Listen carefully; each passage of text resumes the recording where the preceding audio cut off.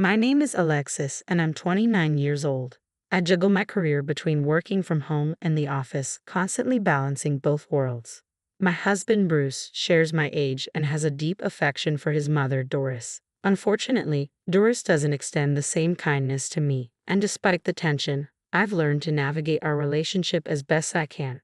Bruce and I recently celebrated our second wedding anniversary, a milestone I take great pride in, given the complexities we faced. Work has become my sanctuary, offering both an escape and a sense of accomplishment. Over the years, I've earned several promotions, something not often seen among women in my field. At the moment, I'm on a business trip in Europe, attending critical meetings. During one of these meetings, my phone vibrated incessantly despite being on silent mode, an odd occurrence that made me think something was wrong. When I saw 5 missed calls from Doris, I became even more concerned, thinking there might be an emergency. I stepped out to return her call, and just as I was about to dial, she called me again. "Hello, Alexis, where are you?" she demanded, her voice tinged with annoyance. I sighed, disliking the tone, but answered nonetheless. "Hi, Doris. How are you? Is everything okay?" I asked, trying to keep it neutral. "Where are you?" she repeated, her impatience now obvious. Though her behavior was grating, I was in the middle of an important conversation and didn't want to escalate things. "I'm sorry, Doris. Didn't Bruce tell you? I'm in a meeting on a business trip. Can we talk later?" Bruce had mentioned it, but Doris wasn't satisfied. "What are you doing leaving your house and your husband alone? Come home right now." As usual, her demands were sudden and unreasonable. "I'm sorry, Doris, but I'm currently tied up with something important and can't leave right now," I tried to explain. "You're so controlling, even though you're just Bruce's wife," she snapped. "I don't care about your excuses. Come home now." Her harsh words stung, but I took a deep breath and stayed composed. This was a pivotal day for me professionally, and I wasn't about to let her ruin it. "Do you realize the significance of today?" I asked, genuinely bewildered. A faint smirk crept into her voice as she replied, "We're celebrating my 62nd birthday today." The tone in her voice was triumphant, almost as if she were waiting for me to grovel. This caught me completely off guard. I had remembered her birthday was later in the month, and I had made plans with Bruce to host a special dinner at an upscale restaurant for her despite being on a business trip. "I'm sorry, Doris, but I'm away for work and won't be able to make it home for the celebration," I said, trying to remain calm. Her response was dripping with sarcasm. "That's amusing. I spoke to Bruce earlier, and he took the day off for me. All the relatives will be there, but you, Alexis, are always buried in work. You're so detached. How do you think that makes Bruce's family feel?" Her words were meant to hurt, but I knew engaging with her would only make things worse. As the conversation continued, I could feel the tension rising. I had little choice but to end it quickly. "I'm sorry, but I won't be able to attend your 62nd birthday celebration, regardless of the situation," I said, trying to keep my voice steady. There was a sharp intake of breath from Doris. "Fine then. I won't consider you part of the family anymore. Don't bother coming back. It's like a divorce. Bruce deserves better." Her words cut deep, but I refused to let the conversation escalate. "I'll address this when I get back. I'm sorry, but I really need to go now," I said, my voice firm. "What's with that attitude?" Doris snapped as I ended the call, feeling the weight of her anger linger. "I told you not to come back. I'll just talk to Bruce myself," Doris snapped before abruptly ending the call. I felt drained after the exchange, my anger simmering from the confrontation with my mother-in-law. I returned to my meeting, trying to regain my composure, but her words lingered. After 3 long days of back-to-back meetings, I was finally headed home. The entire journey was filled with a mix of frustration and disbelief, so much so that I barely remembered the drive. When I opened the front door and called out, I heard Bruce's tired voice greet me. "Welcome back." I slipped off my heels and dropped my luggage by the entrance, making my way into the living room. It was then that I saw a sea of cardboard boxes scattered across the room, Bruce sweating as he sealed them shut with tape. "What's all this?" I asked, my curiosity piqued. Bruce looked up, clearly exhausted. "These are your things," he said, his tone flat. "During Doris's birthday celebration, the one she called you about, she told everyone that you'd ignored her birthday and had been rude on the phone. She even told the relatives she wanted us divorced and for you to go back to your parents because you weren't right for me." The words hit me hard, but nothing about Doris's behavior was surprising. Still, I pressed Bruce for more. And then what happened? Did she tell you to get a divorce, and you just agreed to it? Bruce paused his packing, looking defeated. No, I didn't exactly agree, but she insisted I pack up your stuff. I didn't know what else to do. I felt cornered. I was stunned. You didn't argue with her. Does that mean you're okay with the idea of us getting a divorce? My frustration mounted. Bruce took a deep breath before continuing, his voice heavy with regret. My dad, Russell, sided with her. He told me, if Doris is upset, it'll be hard on you. Best to just do what she says. So I went along with it reluctantly. My mind was racing, but I couldn't wrap my head around what I was hearing. What is wrong with your family? I blurted out. Your dad's controlled by your mom, and you just blindly obey her too. Bruce fell silent for a moment, struggling to find the words. Finally, he spoke, his tone weary. What my mom decides is final, but it's just for now. Once she calms down, things will settle. This divorce isn't real, Alexis. I'll come for you when things get better. His eyes pleaded with me, desperate for understanding. I couldn't help but wish Bruce would direct that pleading toward his mother instead. How could a grown man be so terrified of his own mother? I thought, feeling a mix of disappointment and disbelief. It seemed like there was no way to salvage this situation. As I processed everything, a wave of shame washed over me as I questioned what I had ever seen in him. But then, something unexpected happened. I realized that this might be an opportunity for freedom. Staying with Bruce meant constantly battling Doris's hostility and her incessant insinuations about divorce. Maybe parting ways was the best thing for me. I could support myself, and living alone wouldn't bring any hardship. With newfound clarity, I looked Bruce in the eye and said firmly, let's proceed with the divorce.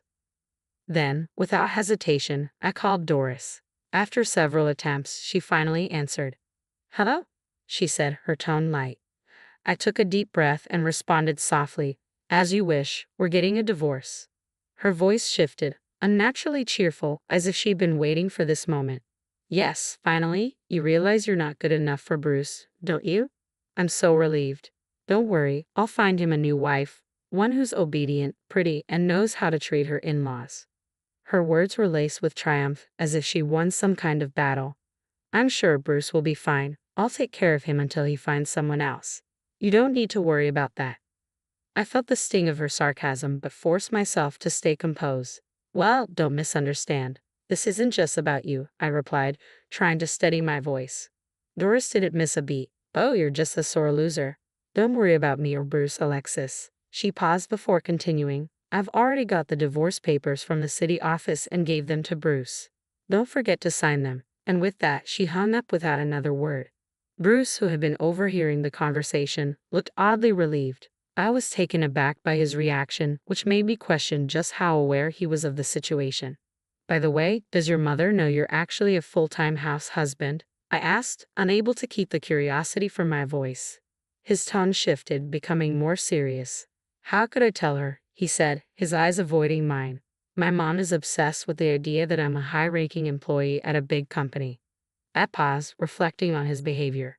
This was the man I had married, the man who would let his mother dictate his life. I came to realize that Bruce had never been open with Doris. At home, he lounged around in worn-out sweatshirts, but whenever he had to meet her, he would change into a suit, pretending to be busy at work. At Doris's birthday party, Alisa had proudly boasted about Bruce being such a devoted son, taking time off just to be there. She also bragged about his supposed success, claiming that he could easily find a more obedient and attractive wife than me. This charade, maintained for appearances, had been part of the strange dynamic that had led us to this point. The truth about Bruce's situation was bound to come out once the divorce was finalized, but Doris, who held her son in such high regard, would never expect that Bruce was no longer employed at the prestigious company she thought he worked for. In fact, he had quit about a year ago. What Doris saw as her elite, high-status son was now just an unemployed, full-time house husband. Bruce's departure from his job had been triggered by a major mistake that led to a demotion, a pay cut, and a formal apology. He had kept this from Doris, knowing how she would react, furious and disappointed. The blow to his pride had been immense, especially since Doris had always coddled him. Just the thought of returning to an office environment and confronting the consequences of his failure made him anxious and nauseous. At first, he had tried to manage it by reporting his absences and requesting paid leave, but eventually he stopped calling altogether. His unauthorized absences piled up, and he was let go. Now, without any intention of finding new work, Bruce relied heavily on my income. He hadn't told Doris any of this, fearing her wrath. I couldn't help but feel a flicker of regret. Though I wouldn't be there to witness it, I imagined Doris's shock when she found out the truth about her son, but that, I realized, was no longer my problem. When Bruce handed me the divorce papers, he said they were just a facade to appease his mother. Okay, I replied, taking the papers. I signed them and immediately began looking for a new apartment, determined to move out as soon as I could. A month later, to my surprise, Doris called. I had thought I had severed ties for good, but curiosity got the better of me, so I answered. What do you want now? Aren't you happy to be rid of me? I asked, my voice laced with sarcasm. You're still the same, Doris replied, her tone unchanged. Just listen to me. She went on to talk about Bruce, revealing that since I had left, she had visited his apartment multiple times to help with chores, only to find him lounging in his room each time, with no signs of work or illness. I could barely suppress a laugh. I responded nonchalantly, well, Bruce is like that because he has no intention of working again. Doris, seemingly oblivious to her own role in all of this, shockingly asked, Alexis, can you do something about it? Why should I? I retorted. You didn't want me in your family and wanted nothing to do with me. It was so typical of her to ask for help only when it suited her after all the mistreatment I had endured. The irony of the situation wasn't lost on me, and I couldn't help but feel a sense of vindication as I realized how deeply she was entrenched in the mess she had created for herself. Then Doris, attempting to shift blame, asked, Did you say something to Bruce before you left? I couldn't believe it. She was actually trying to paint me as the villain, still blind to the real issues with her son. Really, Doris? I replied, incredulously. You think I married Bruce just for a luxurious life? Why would I be hurt by the divorce if that were true? She eyed me suspiciously, as though questioning my motives for marrying Bruce. Are you kidding me? I said, my tone sharp. I was the one supporting him financially throughout our marriage. It was me, not him. Because of Bruce, I couldn't even afford to live extravagantly. The thought crossed my mind, should I consider asking for alimony? Doris was taken aback by my statement. How dare you make up something like that? She spat. You just forgot to ask for alimony, didn't you? Bruce has a higher income and position than you. Don't be so unreasonable. If you want money, Bruce can pay whatever you want. After all, he's a high-level employee at a major company. Her argument was as preposterous as ever, but it occurred to me that Bruce had probably never told her the truth. I didn't want to sound like I was just gossiping, but now I saw a chance to set the record straight. Your proud son is a full-time house husband, I revealed, my voice steady. He quit his job a long time ago. You're lying, Doris shouted, her voice so loud I thought it might shatter my eardrums. I pulled the phone away from my ear, wincing. Why don't you check with his company? You'll find out who's telling the truth, I suggested. There was a pause on the other end. When Doris spoke again, her tone had softened considerably. Well, what if that's true? How are we going to manage? I can't support my son on just my pension, and no one will want to marry him if he's unemployed. What are we going to do? A grin tugged at the corner of my lips at her sudden shift. What shall we do? I echoed her words, amusement creeping into my voice. There was a moment of silence before Doris mumbled something to someone beside her. Then in a completely altered tone, she pleaded, Hey, Alexis, will you please come back home? Her sudden change of heart left me bewildered, but I replied firmly, No, we're already divorced. I wouldn't come back to your family if heaven and earth turned upside down, I declared, the finality in my voice marking the end of that chapter in my life. I was done with the convoluted ties that had once bound me. As I spoke to Doris, a commotion broke out in the background. Someone was shouting, Bruce, his voice cutting through the noise. I told you I'd come for you. Once things calmed down, Doris responded, almost casually, Yes, you could remarry my son if you want it. Are you serious? I asked, baffled, my tone firm. No way. I wouldn't do it for the world. Don't joke about this, Doris. Thanks, but no. I made it crystal clear that I had no interest in rekindling anything with Bruce or entangling myself in their toxic family dynamics again. I was done with someone who was too devoted to his mother to function like a grown man. I did what you asked, so please stop changing your mind, Doris retorted, but the tension in her voice was palpable even through the phone. It's not like you should take my words so seriously, she added, trying to deflect. You've been quite dismissive, haven't you? I didn't think you'd actually go through with divorcing my son, Doris continued, her tone revealing surprise at my firm rejection. Well, I was just tolerating the situation, I shot back. Besides, Bruce packed up my things and kicked me out without my consent. I vented my frustration, listing all the ways she had orchestrated my misery. Oh, that was just a prank, Doris said nonchalantly. A prank? I echoed, utterly exasperated. It's worse than that. There was nothing more to say. Glancing at my watch, I noted it was nearly 2:00 p.m. My lunch break had been wasted on this fruitless conversation. Doris, are you done now? I asked, eager to wrap it up. Alexis, what did you say? She replied, her voice sickeningly sweet. Did she think that tone would soften me? No, I said firmly. I'm going to hang up now. I have another meeting in a few minutes and I need to review some documents. As I began to disconnect the call, Doris persisted. Wait, Alexis. Hey, Alexis, say something. I could hear her shouting, but I had already hung up, leaving the chaos and her unwelcome pleas behind me. I was ready to move forward, free from the turmoil that had held me hostage for so long. During the chaos of the call, Doris also berated Bruce, scolding him for mishandling the situation and pointing out the consequences of his actions. It became clear that Doris was quick to blame everyone else for her troubles, never taking responsibility herself. Completely drained by their behavior, I ended the call and made the decision to block Doris's number for good. Not long after, Bruce tried repeatedly to reach me, but I saw a clear path forward. I consulted my lawyer about seeking alimony.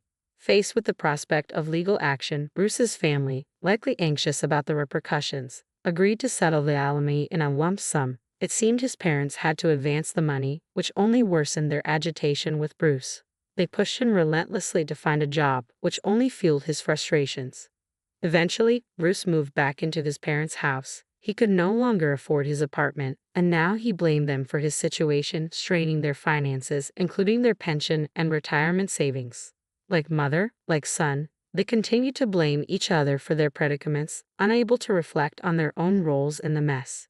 They were even considering applying for welfare, a move I hoped would make them realize that their selfish behavior couldn't continue indefinitely. As for me, things were looking up. The business proposal I made during my trip had been accepted, resulting in a significant contract. This success led to another promotion, a higher salary, and a more affluent lifestyle. Now, living the freedom of a wealthy, independent life, I felt a sense of relief. No more in-laws, no more financial dependence. Reflecting on the past, if I ever considered marriage again, I would make sure to conduct a thorough background check first, avoiding any mama's boys or troublesome in-laws.